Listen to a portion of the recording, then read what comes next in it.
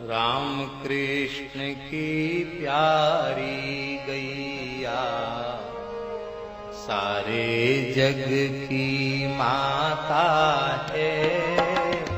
राम कृष्ण की प्यारी गैया सारे जग। एक लीला हमने सुनी थी पूज्य पंडित श्री जगन्नाथ प्रसाद भक्तमाली जी के मुखारविंद से। तुलसी जयंती का अवसर था और सुदामा कुटी में तुलसी जयंती के अवसर पर सन मुझे याद नहीं, लेकिन 82-83 की घटना होनी चाहिए, क्योंकि 84 में तो पंडित जी पधारी गए, तो संभवतः 82-83 की घटना होगी। पंडित जी महाराज पंडित श्री जगन्नाथ प्रसाद भक्तमाली जी महाराज व्यासपीठ पर विराजे और उन्होंने मार्कंडेय जी का यह प्रसंग सुनाया था और उसमें उन्होंने एक विलक्षण बात सुनाई जो कुछ समय पश्चात हमने गीता प्रेस के कल्याण अंक में भी पढ़ी, कल्याण पत्रिका में भी पढ़ी।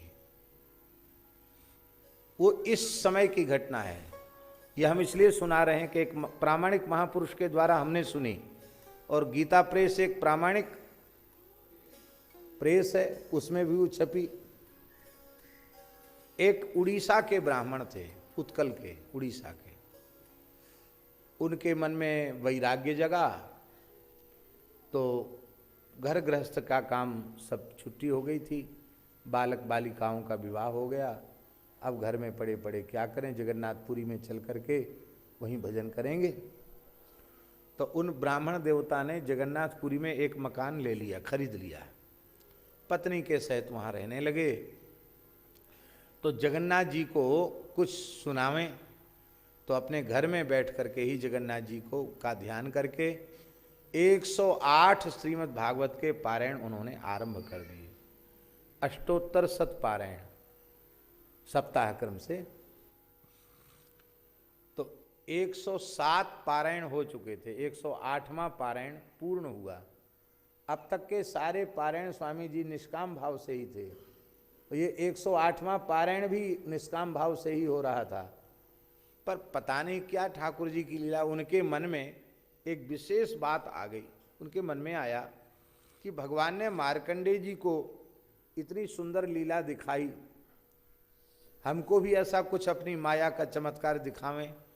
जगन्नाथ जी तो अच्छा, भगवान तो इसी ताक में रहते हैं कि कोई निष्काम भक्त कुछ सोचे तो सही, हम पूरा करके कम से कम कुछ तो उऋण होवें। तो ठाकुर जी ने निश्चय कर लिया कि चलो कोई बात नहीं, पंडित जी तुम्हारे साथ भी थोड़ी सी लीला कर देंगे। तो आज 108वां पारायण पूर्ण हुआ। तो पंडित जी बोले ब्राह्मणी से कि देखो देवी, हम जा रहे हैं महोदधि सागर में, समुद्र में स्नान करने, मध्याह्न संध्या करके हम आवेंगे। तो आज एक बहुत बड़ा अनुष्ठान पूर्ण हुआ है, 108वां पाठ पूर्ण हो गया। तो कुछ दिन से पेट कुछ ऐसे ही था, तो आज कुछ नहीं, थोड़ी सी खिचड़ी बना लेना, ठाकुर जी को खिचड़ी का भोग लगा के थोड़ा घी डाल के खिचड़ी खाएंगे तो थोड़ा पेट को थोड़ा विश्राम मिलेगा। तो खिचड़ी बनाओ तुम, ब्राह्मणी से कहा उन्होंने। और वे गए समुद्र में स्नान करने। सो जैसे ही गोता लगाया, वहाँ ज़्यादा देर खड़े नहीं रह सकते आप। हाँ, पूरी तो गए कि नहीं गए, उठा उठा के पटकता है समुद्र। हाँ, बड़ी जोर के थपेड़े आते। हम तो एक बार संध्योपासन करने के लिए खड़े हो गए तो एक जगह ठाड़ी नहीं रह पाए, 2-4 जगह पटक और लग गई। तो हमने कहा भैया कमंडल में जल भर के बाहर निकल के संध्या करो, वही ठीक है, यहाँ भीतर खड़ा होना खतरे से खाली नहीं। तो पंडित जी ने गोता जैसे ही लगाया और जैसे ही बाहर निकले तो क्या देखा उन्होंने कि हम काशी के दशाश्वमेध घाट पर खड़े हैं। योग माया की लीला शुरू, स्वामी जी काशी के दशाश्वमेध घाट पर खड़े हैं। उन्हें आश्चर्य हुआ, कहाँ हम स्वर्ग द्वार जो है जगन्नाथपुरी का, वहाँ समुद्र में गोता लगाए थे, यहाँ खड़े हो गए और ये कैसे आ गए, कैसे पहुँच गए, और ये कौन सा स्थान है? बोले ये कहाँ आ गए हैं हम, ये कौन सी जगह है? अरे कौन सी जगह है? ये है काशी। काशी? वाराणसी? बोले हाँ, ये दशाश्वमेध घाट है।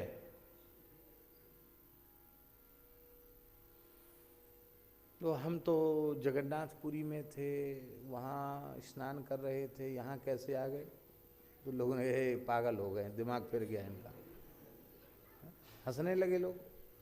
अब ये खड़े ऐसे विद्वान पंडित जी। तब तक एक ब्राह्मण देवता वहाँ आए, उन्होंने भी गंगा स्नान किया, मध्याह्न संध्या किया। बोले ब्राह्मण बेचारा दुखी लगता है, कहा चलो हमारे संग चलो। उनके संग चले गए। उनको नया गमछा कपड़ा सब दे दिया और कहा कोई बात नहीं, आप प्रसाद पाओ। पंडित जी ने प्रसाद पाया। वहाँ उन्होंने देखा कि पंडित जी बड़े विद्वान थे, उनके पास तमाम लोग पढ़ने आते थे, न्याय व्याकरण ज्योतिष मीमांसा सब पढ़ने आते थे, प्रकांड विद्वान थे धर्मशास्त्र के। तो ब्राह्मण की एक कमजोरी होती है, होए बढ़िया शुद्ध ब्राह्मण, शुद्ध का मतलब है संस्कार युक्त। तो उसकी कमजोरी क्या होती ब्राह्मण की, कि वो उसको पढ़ने से मन कभी नहीं भरता है। जिसका पढ़ने से मन भर जाए उसकी विप्रत्व में कुछ संदेह है। यावत जीव मधीते विप्राह, ब्राह्मण जब तक जिए तब तक उसे विद्यार्थी बनकर जीना चाहिए, पढ़ना चाहिए, क्योंकि ब्राह्मण की संपत्ति ही शास्त्र है। विद्या वही ब्राह्मण माजगाम, विद्या ब्राह्मण के पास आकर बोली सेवधिष्ठेयम अस्मि, श्रुति वचन है, मैं आपकी सेवधी हूं, मैं आपकी निधि हूं, आपका खजाना हूं, मैं आपकी संपत्ति हूं, आप मेरा अर्जन कीजिए, आप मुझे सुरक्षित कीजिए, यथा हम वीरवती श्याम। तो पंडित जी ने सोचा कि हम पढ़े तो थे बचपन में, लेकिन उतना बढ़िया से नहीं पढ़े, इतने अच्छे पढ़ाने वाले मिल गए हैं, तो यदि ये रहने की अनुमति दे दें तो यहीं घर में कुछ सेवा कर लेंगे और हम पढ़ेंगे। और ठीक है, वहाँ जाने दो, जो हुआ सो हुआ, मन की बात मन में ही रहने दी। वहाँ पढ़ने लग गए। पढ़े लिखे तो पहले से ही थे, इतनी बढ़िया से पढ़े कि 12 वर्ष पढ़े महाराज जी वहाँ। 12 वर्ष में बहुत अच्छे प्रकांड पंडित हो गए। और वे ब्राह्मण देवता बोले कि देखो मेरी एक ही बेटी है और कोई संतति है नहीं, और तुम्हारे जैसा सदाचारी ब्राह्मण कोई मिलेगा नहीं, तो अब मुझे चिंता से मुक्त कर दो, मेरी बेटी से ब्याह कर लो, और तुम्हें कोई दोष नहीं लगेगा क्योंकि मेरी आज्ञा है, और मेरी सेवा करो, पुत्री भी हमसे दूर नहीं जाएगी, और हमारा शरीर पूरा हो जाए तो हमारा संस्कार कर देना, और सारा श्राद्ध आदि सब बढ़िया से करके और फिर यहीं रहकर आप पढ़ाना। तो 10-12 साल पढ़े महाराज जी वो, और पंडित जी पधार गए, उनका सब संस्कार भी हो गया, गुरुकुल में पढ़ाने भी लग गए। अब मन में सोचते जरूर थे कि मेरी ब्राह्मणी थी, अब इस उम्र में भी विवाह हो गया, फिर भी शरीर तो ठीक ठाक है। वहाँ भी कई बच्चे हो गए, हाँ, पुत्र पुत्रियाँ हो गई, वो भी सब संस्कार उनके हो गए। मन में सोचते थे कि हम किसी से कहेंगे तो लोग हमको पागल समझेंगे, तो मन में सोचते रहते थे, कहते किसी से नहीं थे। एक दिन उन्होंने देखा कि बेटा बेटी सबके ब्याह भी हो गए, पोता पोती भी हो गए हैं, और अब तो बुढ़ापा है, अब तो इन बच्चे ही पढ़ाएंगे, यही लोग करेंगे, आगे की परंपरा यही चलाएंगे। अपनी पत्नी से बोले कि देखो हम दशाश्वमेध जा रहे हैं और मध्याह्न संध्या करेंगे, वहीं स्नान करेंगे, मध्याह्न संध्या करके आवेंगे, और आज कुछ खाने का मन नहीं, खिचड़ी ही थोड़ी बना लेना। बोले ठीक है बना लेंगे। जैसे ही दशाश्वमेध में गोता लगाया, देखते हैं कि हम तो जगन्नाथपुरी के समुद्र में खड़े। अरे ये क्या हुआ, कहाँ आ गए हम? बोले जगन्नाथपुरी है। कहा हम तो काशी में दशाश्वमेध घाट में थे, गंगा जी में थे, समुद्र में कैसे आ गए? कहा पंडित जी दिमाग तो आपका ठीक है कि नहीं? अरे अभी अभी आप आए, आपका वो लोटा सोटा लंगोटा सब रखा है, और एक डुबकी ही तो लगाई है, बाहर निकले, इतने जल्दी आप काशी कैसे चले गए? आपका दिमाग तो ठीक है ना, स्वस्थ है ना? उन्होंने सोच लिया साहब हमको सब पागल हो ठहरा रहे। तो ऐसी गीले कपड़े से, कुछ विक्षिप्त से अपना लोटा लंगोटा सोटा सब ऐसी सूखा लेकर के चले। जय जगन्नाथ जय जगन्नाथ जय जगन्नाथ करते हुए घर आए तो ब्राह्मणी बोली कि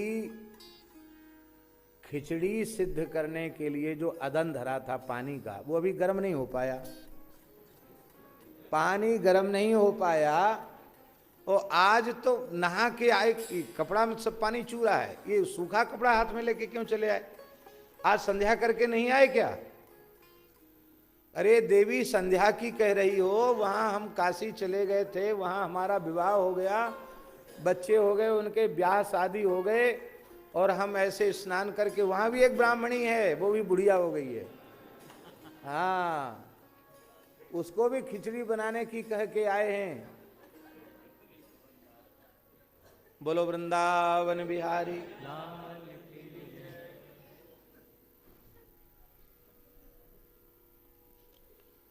तो ब्राह्मणी सोचेगी कि जरूर कुछ ना कुछ अस्वस्थ हैं, इनके दिमाग में कुछ। बोले कोई बात नहीं, आप जो है ना, आप कपड़े बदलवाए,